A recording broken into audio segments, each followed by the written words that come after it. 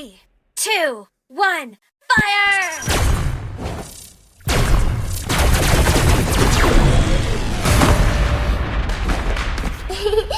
To me, fun is all that matters.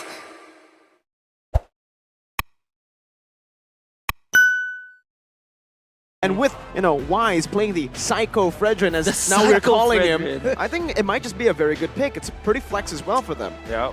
Manji, what do you wanna see from Blacklist International overall? I think they can reserve the DD. Hoot hoot! Oh, no, never mind. speaking of the devil, Well done. Wow. Well done. it's Talk the about devil's negative. egg, bro. Talk about negative synergy here. That's right. Yeah. Okay. FIMP. How do you deal with this? What do you think have they prepared? Personally, I think maybe FIMP might have taken a couple of pointers here. Wow, 103% pick and ban Wow, rate. That's a number I wasn't expecting. Yeah. But I was considering maybe as their final pick of the first phase, potentially looking at the Claude. It's one of the few heroes that has actually taken a game off of Blacklist International. That's right.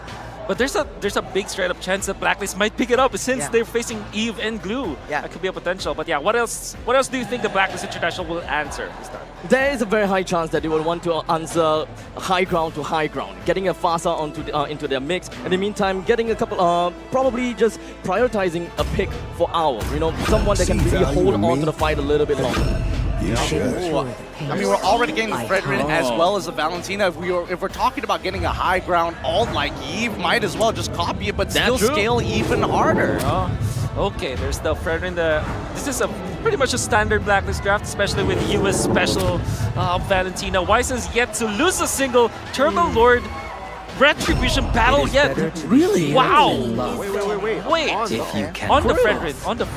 That's a stat that we weren't aware of. No, I don't think it's on the 100%. Fredrin. Yeah. I think it's generally, as jungler, no one beat Wise on the Retribution battles. That's even crazier then. I mean, people are calling him King of the Jungle as we know him as Psycho Fredrin with how much he just runs down. Literally, some Dio energy walk up to me and I'll take you out. But we're seeing that also the FIMP are trying to make sure that they can just look for that one shot. We're not talking about CC, we're talking about just raw damage. And I think that the Amon in these positions can be a little awkward, especially in knowing how assassin matchups in the jungle deal against tank matchups. Personally love the AA Mon here for sure because it has a lot of burst. The AA Mon, and now the Joy has been banned out.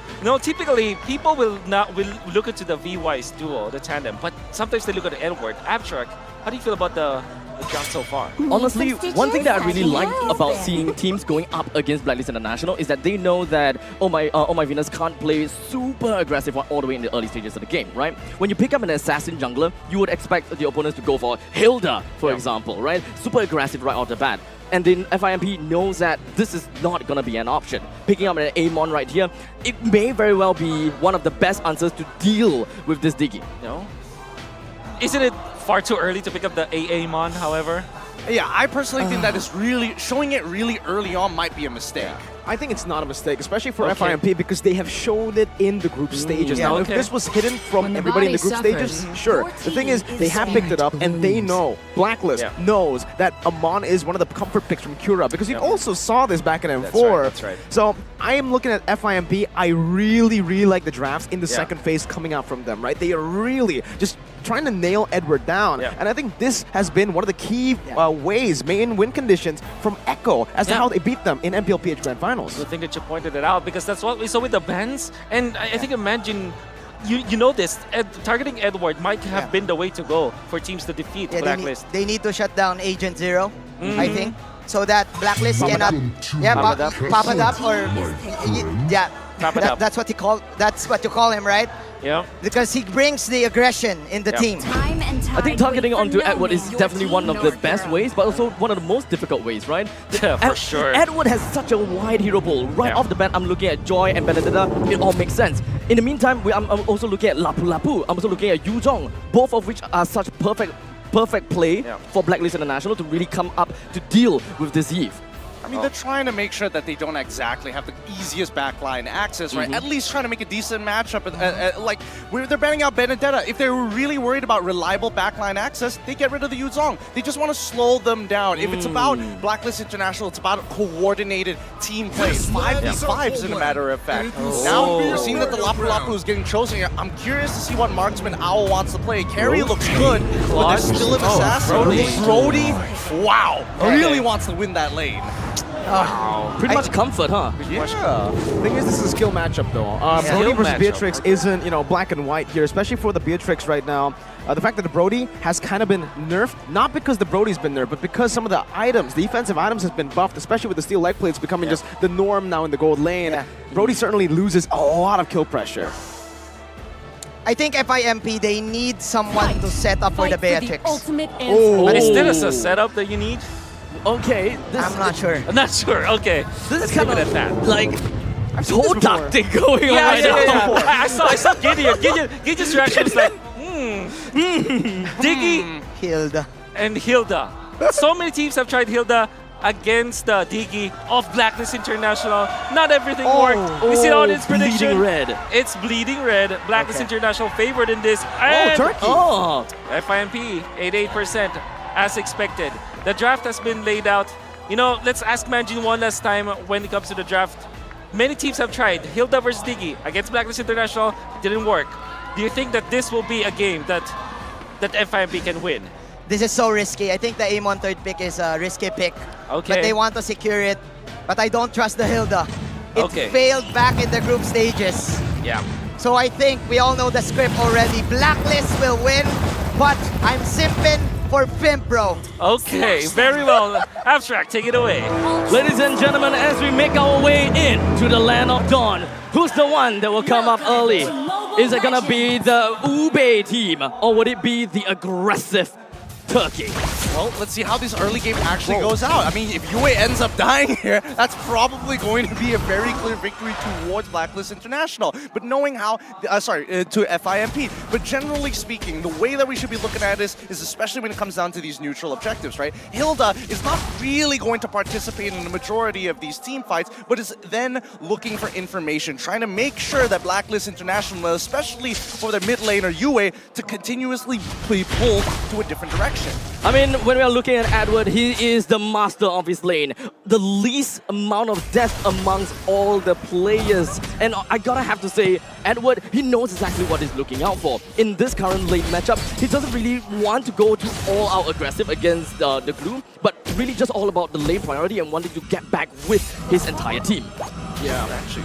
Speaking of which, I mean, I'm getting a lot of flashbacks from that Todak against Echo matchup and Blacklist matchup. And honestly, when I see this Hilda into the Diggy, and especially with Oh My Venus playing on that impure range, you know that the Queen just wants to stack. Okay, well, right now there's a taunt already. Wise gonna be able to dish some damage out right there, but Endless Shards actually connects onto Edward, who just soaks it in. No damage, just practically tickles him. As both teams just disengage, not wanting to go for a skirmish, but just as I say it, Alien's gonna be engaged on Alien, jumping back with the slam, bash, but Alien's gonna be stunned up in the Bravest Fighter, the Abrasion's cracked as well.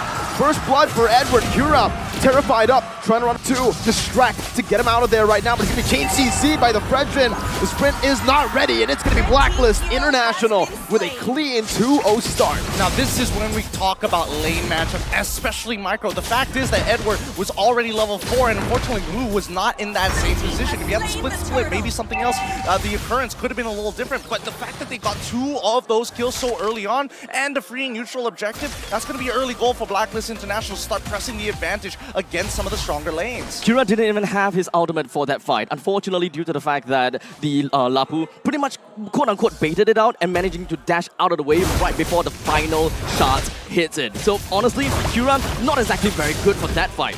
You can already see as well here, Wise trying to go for it. That's a red trick by Kura to secure it. He'll run manipulation and end the charge, locks Wise down. The mobility fuel is right there, but the time journey locks him, gives him some space to escape. Wise is gonna fall. Kazoo picks up the kills. Alien rotates all around, but he's gonna be killed here by the Bravest Fighter. A Terrify as well, but Alien almost gets out just barely, but Yue Brilliant micro mechanics. Great job from Yue. I think he needed to make sure that that kill went back. If not, that lane would have been very, very skewed. And also, it allows him to kind of recover a little bit of that early game damage. Regardless, at the end of the day, when we're looking at the items, and more importantly, when we start looking at the emblems at this stage of the game, we hope that Kira is able to scale super fast. Because eventually, Wise is going to be able to get Radiant Armors, able to get Twilight Armors even. Oh, a quick steal! FIMP is still sticking over to their MO. With this lineup, they can afford to be playing very aggressively. Despite losing in the, or rather despite only having a 2-kill deficit, they still want to occupy the opponent's base as much as possible. They still want to inhibit the control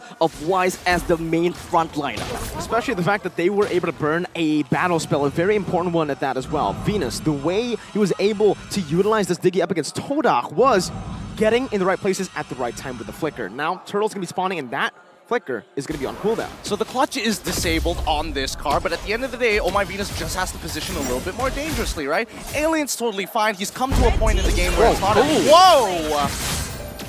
Wow, Kira even doesn't deal enough damage to take Venus down. Time Journey pop, the shielding is enough to get him out of there. As Kira tries his best to start this turtle. Retribution not available for Wise, but it is for Kira. But it seems like Fireflux and Impunity do not have that right now. MSC2023 is hunting Venus down. But it's going to be locked down, forced to use the sprint. It might just be a free kill over, and it will. The time bomb, the alarm bomb in the bush. This finds the kill back, and it's Blacklist once again with that lead. I mean, I respect that. You know, Apex47 wanted to go super aggressive, and we talked about the fact that Apex47 is not afraid. In fact, the whole entire FIMP seems like they're not afraid. And the charge, you may need to be afraid as Edward jumps in on their turret. Kira is able to utilize the invisibility. But here, Wise will pick up that retribution onto the turtle. Neutral objectives so far going all the way to Blacklist International. Kira's got to be real careful there. He should not have lived that at all. The fact that he went back in to greed out one auto attack nearly costed him his life. I think that's going to stick with him for now. In terms of item power spike, we are seeing the Dominance Ice as well as the Ice Queen Swan coming out of Kazuya. So it's going to help him really start chasing. But again, we're looking for that opening from FIMP. I think there's a very fine line between, you know, respecting the opponents and being aggressive, right? Because FIMP, I don't know where they are threading right now. They would want to squeeze a little bit of hits in, they would want to really overextend themselves, but somehow they're not exactly punished. Kira is being punished though. While you say that, Edward and Wise were able to just invade in the jungle. Now Apex47, he might be a Hilda, but with those stacks in, Owl might just be able to slay him without the torn apart memory. That's a lot of damage from the Brody in the 5th minute of the game. Completely snowballing, 7-1. Yeah, they knew this rotation was going to happen. They already initiated one of their own to make sure that they are on the top side of the map, but they you don't want to see this because it feels like right now, FIMP, whatever they do, they seem to almost be making the blunder, right? But Blacklist are the ones who are increasing the tempo. They are the ones, and especially with Psycho Fredrin, really pushing the pace. The tempo is really working very well from the side of Blacklist International, right? Most, if not all of their players from their side is levels above of FIMP. There is definitely quite a disparity going on. Despite Edward just holding down to his lane, Alien and Kira still want to go in for a block proxy in order to go for a little bit of off-tempo. And the charge as well, Edward just takes it. It does no damage to Edward in the early game all the way now. You can see the defensive items for Edward is really, really paying off. Yep, it's coming into effect, and that's why you need to make sure. Radiant Armor is honestly a really good buy. Some people even decide to go, depending on what the composition is, but we'll see the items in just a little bit as they've already lost their topside turret. This turtle basically a non-contestion. Pretty sure that the robe is currently available for the side of Edward. He's been tanking all of that and doesn't seem like it's much of a problem. Blacklist International, they understand that the turtle is already working towards their favor. They have the priority at that. Then, of course, jumping onto the jungle is what they want to go for. Bravest fighter from Edward! All the way to the back, even! Kazuya! It's gonna be taken down, now on the top side. That's gonna be Snipe coming down, but Owl's still able to escape the torn apart memory. One more shot! Owl escapes! Blacklist are stomping on FIMP. Not giving them any opportunity. Wow. Apex is gonna get cancelled, and this is just brutal. Sunshine needs to run, but even then, he's stuck. Oh, Venus there. That's gonna be Flicker. Venus Flicker is out as well. Sunshine! Wait! How did he do that? He finds a double kill. Finally, he's going to be punished by Blacklist International with Owl flickering forward. No, he just dashed in front with that torn apart memory. But man, that's a mistake that we rarely see. fine. They can recover from this. Blacklist is still at a 3.8k lead. It's an island-wide coverage. We're looking at advances in the top lane. We're looking at advances in the objective. Blacklist International is still sticking true to what they want, and that is objective games over and over again. Yes, Sunshine may have outplayed them. Yes, he's just going to do what he can. Even expanded the flicker to get the kill on the Venus. Yue just couldn't do much from that point. Really unfortunate, honestly. Like, towards the end there, you can see that it's clear that everybody's cooldowns were were basically done for, and they just have to wait it out. Unfortunately, that's when you see Sunshine flickering forward to create that space and forcing at least for Yue to use his own to trade. Super the siege gets too much for them though. Blacklist International are completely utilizing this Brody, and Alien is going to be stunned up, and this should be him taken down without the torn apart memory. Utilizing the Brody so well in this game. It's pretty much all of the first-tier defense towers that has been taken down. Blacklist International will get full control of the river line, and the Lord will be popping out in 50 seconds. FIMP will want to reclaim this. That's a taunt. Kazooie going to be locked down. Doesn't have. Oh, he goes for the flicker anyways, but Edward chases him down with the bravest fighter. 5.5k gold lead. Dude, I mean, honestly, this is just a massacre, right? Every single time Cura's buffs start coming up, about to spawn Blacklist, have already pushed out the waves. They are literally 10 seconds ahead of FIMP with a lot of the motions that they're making, sometimes earlier than they're supposed to be. Oh, Renner's apathy, why is just being that Psycho Fredrin in the front. Taunting Alien up, that's going to be Edward with the bravest fighter. He's going to be disintegrated. An owl in the back is going to be slain by the assassin Cura, but the endless charge was stolen away by Yue. Now it's giving the real world manipulation. Sunshine going to be able to dish out some damage, but Wise takes him out. Yue is looking for a maniac! Yue! He got it! A maniac! A savage is waiting in the base, but Kazooie, he's gonna be denying it away from Yue. Yep, can't do any more than that. Maniacs is all we're getting here at MSC. So close to Savages, but no way to secure that pie. Now, as we look at this game, I think FIMP, unfortunately, yes, that was the correct motion. Cura is looking for that backline, looking to one-shot Owl as quickly as possible. But even then, the trades are so efficient, and with how the early game was actually played by Blacklist International, they maintained their lead. Even if they were at a 2k lead, it would only give them, what, 1,500 gold? Let's look at the replay one more time, because as we see Cura finding the angle on the left side of the map and even getting the flicker out of Owl, he one-shots him, but he's so out of position that there's nothing much they can really do. And as FIMP looking to trade back, they are behind. They are so far behind, in fact. It's really unfortunate that Beatrix thought that he would be safe within the RWM. And I totally understand, right? You brought down the win condition on the side of Blacklist International. There's not going to be a lot of threat. But one thing that FIMP forgot is the fact that there is a 7k deficit. And the fact that Yue can just steal the endless shards. You want to burst me? Nah, if I'm ahead, I'm bursting your team. One shot me, one shot you. Doesn't matter who's going to go down first. This inhibitor's mine. An eye for an eye for 2 for a 2. FIMP is ready to defend this as much as they can, as Alien is just going to be getting shot. Oh, they can't even defend. Edward! He gets a 2-man stun, and Yue follows it up instantly in the back, finding a double kill as RWM comes down to lock Apex 47. Owl, one more shot, but Apex is able to escape. That real world manipulation from Kazooie. That's the only thing that can stop them in a way. He's coming down as he's able to actually immobilize it. But look at the damage coming in from Owl, melting down. Apex 47 like it's nothing. Now it's the endless charge, doing nothing to Wise. He walks back up. Cura's looking for a kill right now. He jumps in, but it's a fade! It's a fade, and it's a time journey to lock him up. 11 minutes is all Blacklist needs. First against Todak, now against Wireflux. Impunity. Great cleanup overall, efficient trades, and the best part, their communication still in tip-top shape.